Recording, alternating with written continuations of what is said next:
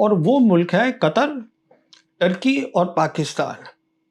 तीनों में पाकिस्तान की सबसे ज़्यादा अहमियत है, क्योंकि जो पाकिस्तान के आर्मी चीफ है आसिम मुनीर, फील्ड मार्शल आसिम मुनीर, वो जो है हाईएस्ट लेवल पर बात कर पा रहे हैं। प्रेसिडेंट ट्रंप से भी डायरेक्टली बात कर पा रहे हैं, और ईरान के जो टॉप लीडर है, जो सुप्रीम लीडर है मुश्तबा खमेनी, उनके जो खास होंगे एडवाइज़र, उनसे भी बात कर पा रहे हैं। तो मेरे हिसाब से इस समय पाकिस्तान का एक बहुत अहम रोल है।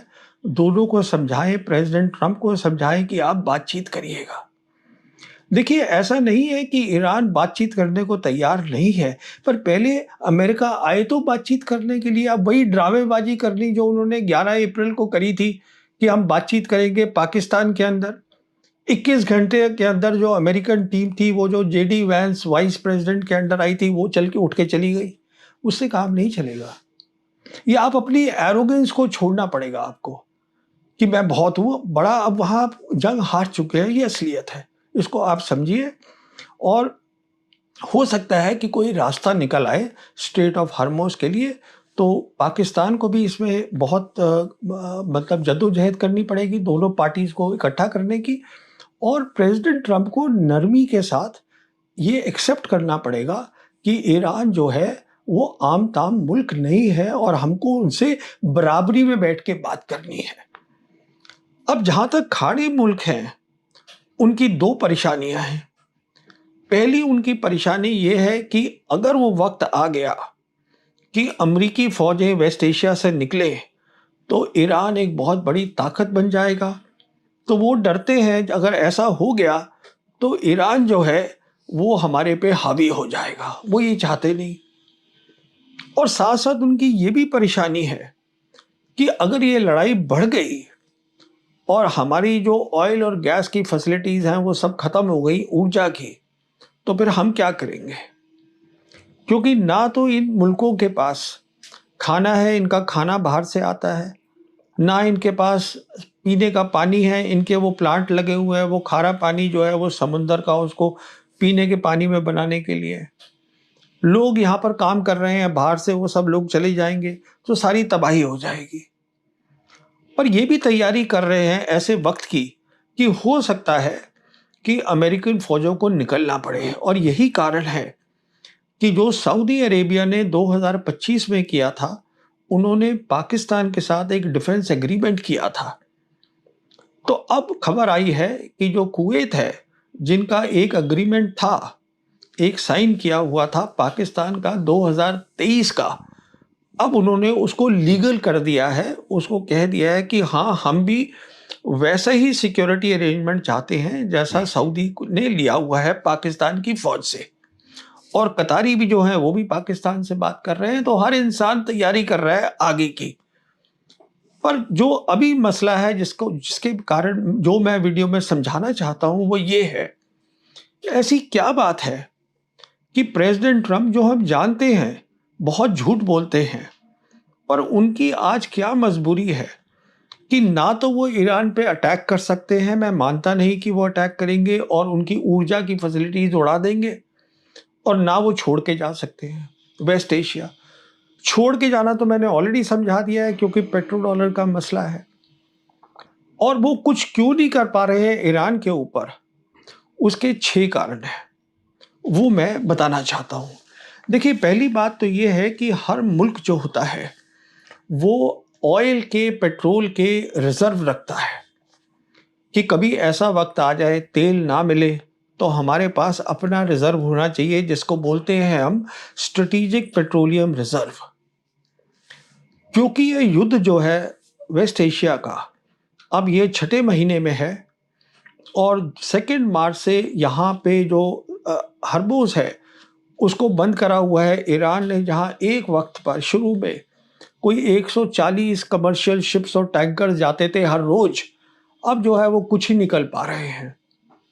तो हर मुल्क जो है अपने जो उसके रिजर्व है पेट्रोलियम के, उसको इस्तेमाल कर रहा है। और आज अमेरिका की ये हालत हो गई है, अपने रिजर्व इस्तेमाल कर रहे हैं जो कि एक रिपोर्ट ये बता रही है कि आज रिजर्व के लेवल अमेरिका में 1938 वाले हैं, मतलब जो 90 साल पहले उनके पास थे रिजर्व, वो आज उनके पास है। तो आप इसकी क्या अहमियत है आप लोग समझ सकते हैं।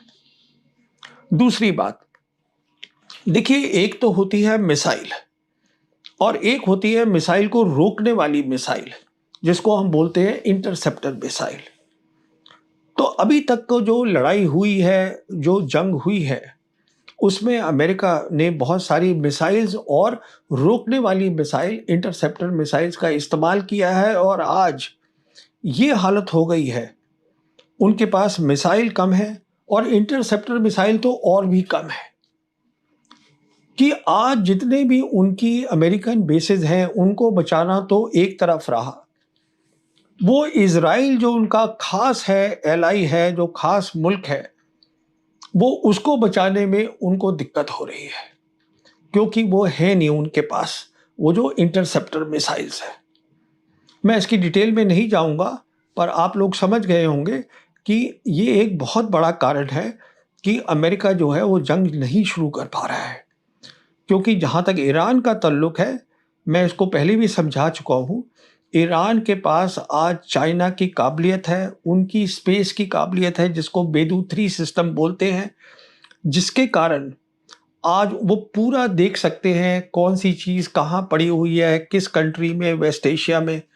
और उनकी मिसाइल्स जो हैं, उनके जो ड्रोन्स हैं, वो एकदम एक्यूरेसी से फायर कर रहे हैं, उनको रोकना आसान नहीं है।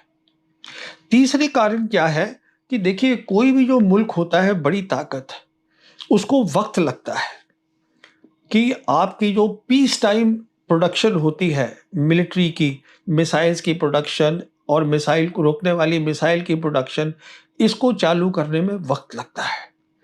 और ये लड़ाई जहाँ तक अमेरिका का ताल्लुक है, इतनी अचानक हुई है कि प्रेसिडेंट ट्रंप ने सोचा ही नहीं था कि इस कगार पे आके खड़ी हो जाएगी। तो ये जो मैं बोल रहा हूँ, जो कमी पेशियां हैं, वो उसको सालों साल लगेंगे भरने के लिए। ये खत्म अचानक से नहीं भरी जा सकती, और ये सिर्फ अमेरिका ही कर सकता है। ये नहीं है कि हिंदुस्तान की तरह कि साहब अगर लड़ाई हुई तो आप जाइएगा अलग अलग मुल्कों में जहाँ से आपने हथियार लिए हैं और उनसे कहिएगा कि आप हमें एमुनिशन दे दीजिए, मिसाइल दे दीजिए, फलाना दे दीजिए, ढिमकाना दे दीजिए। वो हालत नहीं है। अगला कारण क्या है, अब ये भी एक सोच चल रही है कि किस तरीके से ईरान को डराया जाए, हमें क्या करना चाहिए, क्या हमारे पास मिलिट्री का ऑप्शन है, क्या मिलिट्री इस्तेमाल करने का तरीका है। एयर वॉर अमेरिका कर चुका है, 40 दिन किया उन्होंने शुरू में, कुछ खास हासिल नहीं हुआ, क्योंकि जो ईरान की पूरी जो मिलिट्री ताकत है वो अंडरग्राउंड है, तो उस पर कोई खास नुकसान नहीं कर पाए अमेरिकन्स। अब उन्होंने उसके बाद एक नेवल, अपना जो नेवी का है, उसको लगा रखा है वहाँ स्टेट ऑफ हॉर्मुज़ पे, उसको बंद करा हुआ है, उससे भी कुछ हासिल नहीं हो रहा है।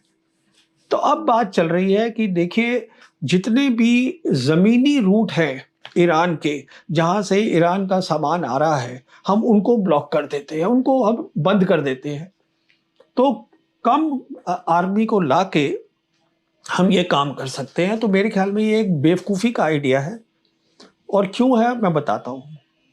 पहली बात, अगर अमेरिकन फौजें जो आके उन रास्तों को बंद करेंगी तो वो सब मरेंगे वहाँ पर, क्योंकि जैसे मैं बोल चुका हूँ, ईरान के पास ड्रोन है, मिसाइल है, एक्यूरेट है, कहाँ से फायर करेंगे इसका पता लगाना मुश्किल है, क्योंकि वो अंडरग्राउंड से आती है, अंदर से आती है, और उनको एग्जैक्टली पता रहेगा कि कौन सा रूट है, वहाँ कितनी फौज बैठी है अमेरिका की, तो वो सब मारे जाएंगे। और एक बार मारे जाएंगे तो फिर ये सिलसिला शुरू हो जाता है, क्योंकि जब बॉडीज घर जाएंगी अमेरिका, तो फिर दबाव पड़ेगा ट्रंप के ऊपर कि मैं और फौज भेजूं। कहने का मतलब ये है कि जब भी आप ऐसी जंग शुरू करते हैं जिसमें आपका, जो हम मिलिट्री में बोलते हैं, लिमिटेड एम होता है, तो वो ऐसी जंग बन जाती है जिसमें बहुत तबाही होती है, जिसको एट्रिशन बोलते हैं। तो ये कोई सेंसिबल, मतलब कोई दिमाग वाली बात नहीं है। मुझे मालूम नहीं है कौन उनके एडवाइज़र हैं जिन्होंने उनको ये सलाह दी है। अगला उनका मसला क्या है कि अभी हाल ही में अमेरिका की जो कांग्रेस है, उनका जो लोअर हाउस है, उन्होंने एक रेज़ोल्यूशन पास किया है, एंटी वॉर रेज़ोल्यूशन, कि मतलब जो प्रेसिडेंट ट्रंप है, वो जो लड़ाई है वेस्ट एशिया की, इसको बंद करें। देखिए, ऐसा होता है कि जहाँ तक ताल्लुक है और फौजों को लाने का, अगर मान लीजिए वो थोड़ी फौज लाए फिर और लानी पड़ी, उसके लिए अमेरिकन कांग्रेस की रजामंदी होनी ज़रूरी है, और वो तय नहीं है कि अमेरिकन कांग्रेस वो देगी। तो उस पर एक बहुत बड़ा चिन्ह है, उस पर बहुत बड़ा क्वेश्चन मार्क है। तो वो भी एक प्रॉब्लम है। अगली प्रॉब्लम क्या है कि देखिए, अमेरिका तो वहाँ भी शामिल है, ये क्या कहते हैं, यूरोप की लड़ाई के अंदर, यूक्रेन की जो लड़ाई चल रही है रशिया के साथ। और अभी आप जानते हैं कि जो यूक्रेनियन प्रेसिडेंट ज़ेलेंस्की थे, वो व्हाइट हाउस में थे, प्रेसिडेंट ट्रंप से भी वहाँ मिले, और उन्होंने रिक्वेस्ट करी प्रेसिडेंट ट्रंप से कि आप हमें पेट्रियट मिसाइल दे दीजिए। वो भी मिसाइल रोकने वाली मिसाइल है, एंटी मिसाइल सिस्टम जिसको बोलते हैं। अब वो कहाँ से देंगे? अगर वो हामी भर भी दी है उन्होंने, जब उनको खुद नहीं है वेस्ट एशिया की लड़ाई के लिए, तो वो कैसे दे देंगे? तो इस लड़ाई के कारण जो स्टैंडिंग है अमेरिका की वहां पर दूसरी लड़ाई में, अब वो भी कमजोर हो रही है। अगला देखिए आप प्रॉब्लम, जो प्रेसिडेंट ट्रंप जब आए थे ऑफिस में सेकेंड टर्म में, तो उन्होंने एक नेशनल सिक्योरिटी स्ट्रैटेजी बनाई थी कि मैं अपने टेन्योर में, अपने कार्यकाल में क्या क्या हासिल करूंगा। उसमें खास नंबर 1 था कि मैं जो है वेस्टर्न हेमिस्फीयर, जो अमेरिका के आसपास का एरिया है, वहाँ से मैं जितना भी ये चाइनीज़ और रशियंस जो वहाँ इन्फ्लुएंस है, उसको मैं ख़त्म करूँगा। तो अब सवाल ये, वो वहाँ पर क्या टाइम दे पाएंगे? या जो चीन का मसला है ईस्ट एशिया में, अब वहाँ पे कैसे टाइम दे पाएंगे, क्योंकि यहाँ मसरूफ़ है पूरे इस लड़ाई के अंदर। तो जब आप इन सब बातों को देखते हैं, ये बिल्कुल साफ हो जाता है कि प्रेसिडेंट ट्रंप बहुत बुरे फंसे हैं। जहाँ तक ईरान का ताल्लुक है, ईरान इन सब बातों को समझता है। ईरान ये भी जानता है कि प्रेसिडेंट ट्रंप पे आप भरोसा कर ही नहीं सकते। ये वो इंसान है जिन्होंने 17 जून को एक MOU, मेमोरेंडम ऑफ अंडरस्टैंडिंग, जो एक तरीके का फॉर्मल डॉक्यूमेंट है, उसमें खुद साइन किया और उसी को तोड़ दिया और लड़ाई फिर से शुरू कर दी। कहने का मतलब ये है कि जो ये प्रेसिडेंट ट्रंप बोल रहे हैं कि वो बातचीत हो गई है हर्मुज़ के बारे में ईरान के साथ, अब खबर ये आ रही है कि अमेरिकन प्रपोजल क्या है। देखिए, जो स्ट्रेट ऑफ हर्मुज़ है उसमें 2 रास्ते हैं। या तो देखिए, जो जहाज अंदर जा रहा है उसको वहीं से वापस आना है, उसको 2 रास्ते हैं अंदर और बाहर जाने के। या तो वो ईरान के साथ की जो कोस्ट है वहाँ से आ सकता है, ईरान के रास्ते से, या ओमान के रास्ते से आ सकता है। तो अमेरिकन प्रपोजल जो कि खबरों में आया है वो ये है कि सारी जो शिप्स जा रही हैं अंदर तेल लेने के लिए, GCC कंट्रीज़ में ऑयल वगैरह लेने के लिए, वो सारी जो शिप्स हैं वो ईरान के रूट से जाए और ओमान के रूट से वापस आ जाए। अब देखिए, ये जो स्ट्रेट ऑफ हर्मुज़ है, ये पूरे उस पर कब्जे में है ईरान के। ईरान इस पे गौर कर रहा है। अगर ईरान को सूट करेगा तभी ईरान मानेगा, क्योंकि कब्जा नहीं छोड़ेगा स्ट्रेट ऑफ हर्मुज़ पे, ये तय है। और ये भी तय है कि जो MOU साइन किया है, जिसमें कुछ चीज़ें थी जो रख दी गई थी कि हम आगे धीरे धीरे बात कर लेंगे। मिसाल के तौर पर जो आर्टिकल 1 है MOU का, जो बोलता है कि हर जगह लड़ाई बंद होनी चाहिए। ईरान के बहुत सारे एलाइज हैं जो ईरान के साथ खड़े हैं, जैसे कि हिजबुल्लाह हुआ, जैसे कि येमनी हुए, जैसे कि हमास हुआ, तो जैसे कि इराकी मिलिशिया हुआ।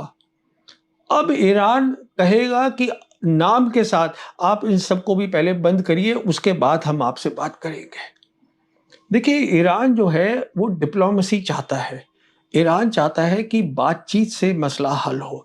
ईरान नहीं चाहता कि जंग हो, पर ईरान ये जंग जीत चुका है, इस बात को भी समझ रहा है। अमेरिका की आज सबसे बड़ी दिक्कत क्या है जो रही है? अमेरिका वो मुल्क है जो सेकेंड वर्ल्ड वॉर जीता, कोल्ड वॉर जीता और यूनिपोलर वर्ल्ड जिसको हम बोलते हैं, ऐसा वक्त था जब अमेरिका अकेली ताकत थी पूरी दुनिया की। तो उनमें इतनी ज़्यादा वो है अपने बारे में सोच है कि वो किसी को अपने बराबरी का समझते नहीं, किसी से बात करने को तैयार नहीं। तो मैं समझता हूँ अगर इस मसले से बाहर निकलना है प्रेसिडेंट ट्रंप को तो उसका रास्ता है, और रास्ता ये है कि आज जो है आपस में बात तो हो नहीं रही ईरान की और अमेरिका की। जो बीच के लोग हैं जिसको मीडिएटर्स बोलते हैं, 3 ऐसे मुल्क हैं जो खबरों से हमें पता चल रहा है जो मीडिएटर्स हैं, जो इन दोनों की एक की बात सुन के दूसरे को बता रहे हैं, फिर दूसरे की इसको बता रहे हैं।